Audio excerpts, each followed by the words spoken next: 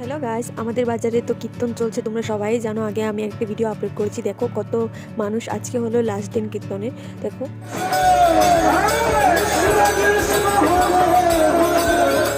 একদিকে ছিল শিব চতুর্দশী।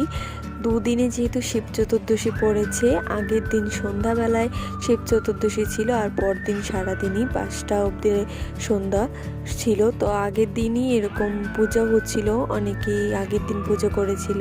তো এখানে আরতি চলছিল। দেখো একদিকে ছিল শিব মন্দির, আরেকদিকে ছিল কীর্তনের পাঠ যেখানে পড়া হচ্ছিল কীর্তন, আর এদিকে শিব চতুর্দশী উপলক্ষে শাকবাজি এবং উলু দিয়ে হচ্ছিল সুন্দর আরতি।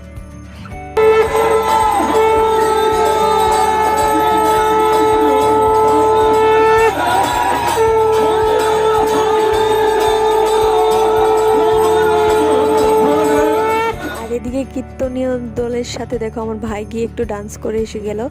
খুবই এনজয় করেছি। কীর্তন ছিল আজকে লাস্ট দিন।